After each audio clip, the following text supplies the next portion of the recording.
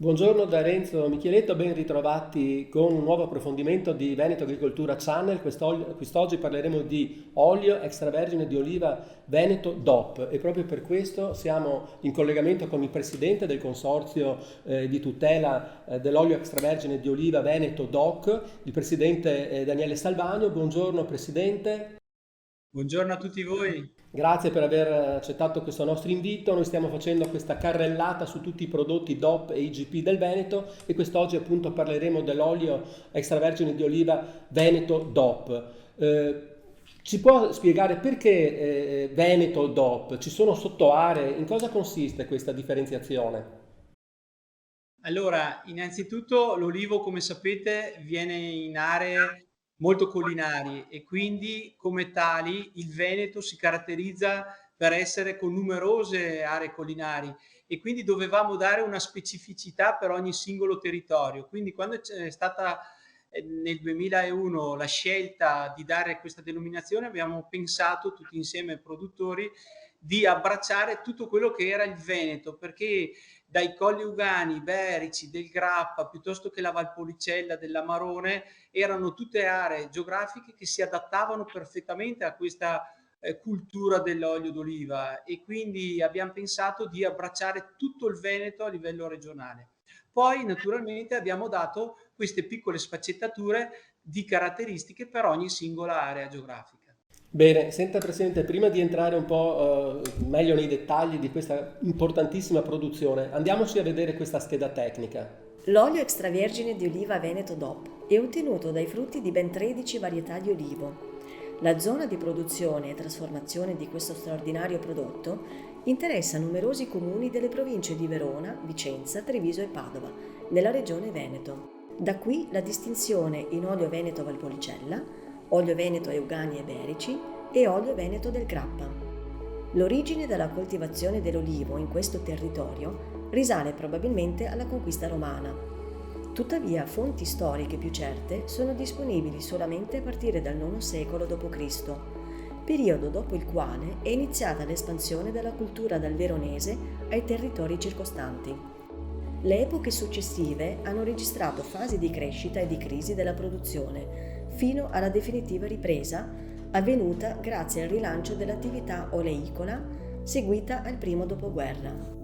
Come previsto dal disciplinare, la raccolta delle olive deve essere effettuata entro il 15 gennaio di ogni anno e la produzione massima di olive negli oliveti intensivi non può superare le 7 tonnellate per ettaro. La resa massima delle olive in olio non può superare il 18%. L'olio extravergine di oliva Veneto DOP presenta un colore giallo dorato con riflessi verdi negli oli freschi. L'odore è sempre fruttato, come pure il sapore, ed è caratterizzato da un'ampia gamma di proprietà organolettiche che lo rendono particolarmente apprezzato per il consumo a crudo. Si sposa bene anche con ortaggi, bolliti e grigliati di pesce. Bene Presidente, abbiamo visto questa scheda che ci ha spiegato un pochettino cos'è questo importante prodotto. Dopo la disastrosa stagione del 2019, quella del 2020 però è stata una buona annata, mi sembra di capire. Può dirci qualcosa al riguardo? Vorrei dire che è stata un'annata del secolo insieme con quella del 2018. Sono state delle annate veramente copiose, importanti, sia in termini qualitativi che in termini quantitativi. C'è stata proprio la rinascita dell'olivicoltura veneta e soprattutto in controtendenza con quello che erano le condizioni nel nazionale, quindi l'Italia del centro-sud Italia dove ha prodotto di più nell'anno 2019, invece noi nell'anno 18 e 20 è stata l'esplosione di veramente di quantità e qualità di un olio così meraviglioso come il Veneto DOP. Riusciamo a dare qualche numero? Quanto olio si è prodotto, per esempio?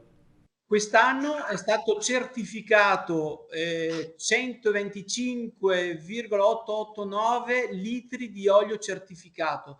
Ecco, Quindi 125 oltre 125.000 litri di olio Veneto DOP. e tenete presente che ogni singola bottiglia va venduta non a litro ma a mezzi litri, quindi più di 250.000 bottiglie di olio che sono andate a toccare i consumatori di mezzo mondo. Sono più di 48 le aziende agricole certificate che producono quest'olio su tutto il territorio veneto e i produttori sono più di 340 produttori. Naturalmente le etichette che andiamo ad apporre a questo bellissimo denominazione, che sono certificati, teniamo ben presente, da CSQA, quindi un ente terzo che certifica la qualità del prodotto che sta all'interno, sono più di 55 etichette che possono essere trovate sul mercato. E qual è il mercato di questo olio, di questo prezioso olio Veneto DOP? Allora, teniamo presente che la ristorazione è quella che fa veramente da padrone sul nostro territorio, perché il ristorante cerca di promuovere il prodotto del territorio, quindi quando il consumatore si siede al tavolo è un piacere poter portare l'olio della propria area geografica. Questo è un grande valore aggiunto del Veneto.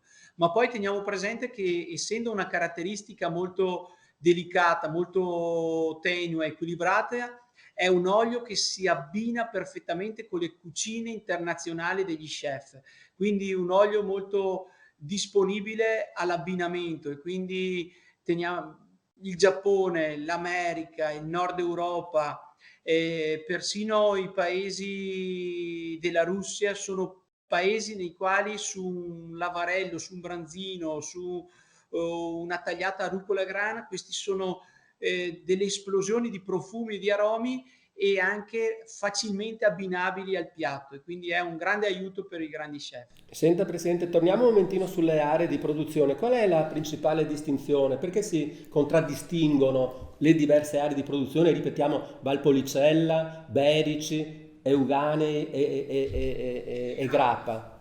Noi abbiamo voluto, quando è stato ora proprio di stendere il disciplinare, io avevo i pantaloncini corti e mi hanno mandato in giro per i produttori a vedere le varietà che avevano nelle proprie aziende, ma c'è stata veramente una grande valore aggiunto, che è stato quello di dire: diamo un'unica denominazione, quindi il Veneto DOP, e poi distinguiamo le singole aree geografiche in Veneto Valpolicella, che riguarda più del 75% della produzione dell'intera denominazione d'origine, con le caratteristiche del Grignano e Favarol in purezza per almeno il 50%. Poi ci sono il Veneto Colli Euganei, che riguarda Padova, e Berici, che riguarda Altavilla Vicentina, Vicenza, eccetera, che ha dentro all'interno le varietà Leccino e Rasara per almeno il 50%, e poi c'è il Grappa che era la zona più marginale, ma non potevamo venirne a meno, e quindi l'abbiamo voluta coinvolgere, perché tutta la parte pedemontana del Grappa, quindi Asolo, Pove del Grappa, Marostica, fino ad arrivare a Treviso, Castelfranco e Veneto, ai confini nordici di Belluno, anche lì c'è Frantoio e Leccino per almeno il 50%, e sono zone altamente vocate anche queste, e quindi sfaccettature diverse ma all'interno di un'unica denominazione, che è il Veneto DOP. Senta Presidente, va tutto bene o ci sono anche delle sbavature, ci sono delle criticità in questo momento? Pensiamo per esempio alle difficoltà dovute, abbiamo parlato dell'importanza come sbocco i ristoranti, il Covid, la chiusura dei ristoranti, ci sono delle criticità o comunque il settore sta superando o comunque sta affrontando bene questa difficile situazione? Noi siamo un settore in completa crescita, abbiamo davanti un futuro bellissimo.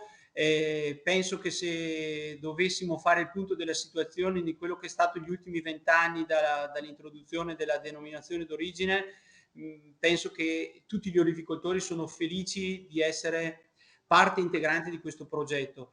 Tenete presente che abbiamo un futuro espandibile, perché il totale delle piante sul territorio veneto è di 1.600.000 piante, e solo il 10%, 12%, quindi 160.000 piante sono ricercate e iscritte nella denominazione. Quindi abbiamo la possibilità di espanderci veramente a macchia d'olio. E non solo, ma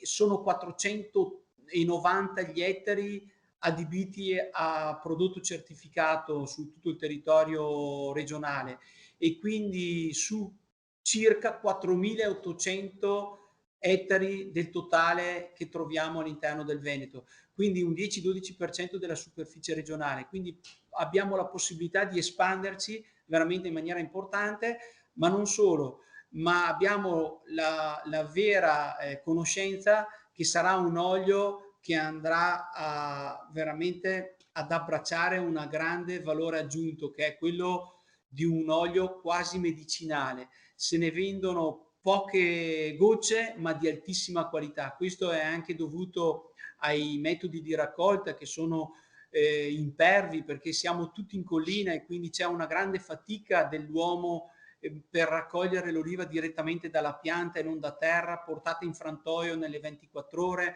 lavorate con una serie di tecnologie minuziose sotto battente di azoto e preservate in bottiglie scure al buio e al fresco per dare il meglio della fragranza e del sapore che solo quest'olio qua non ha uguali nel mondo. Ecco, direi, voglio dire, un'esclusività tutta veneta. Bene, Presidente, abbiamo finito il nostro tempo a disposizione, quindi un prodotto straordinario, grande fatica per produrlo, come lei diceva giustamente, in un territorio altrettanto meraviglioso però, dove si produce questo straordinario prodotto, ripetiamolo ancora, che è appunto l'olio extravergine di oliva DOP Veneto. Presidente Salvagno, grazie per essere stato oggi qui con noi, un arrivederci e un arrivederci a tutti al prossimo prodotto DOP AGP. È stato un grande piacere e viva l'olio Veneto DOP in tutto il mondo. Grazie ancora e buona giornata, grazie.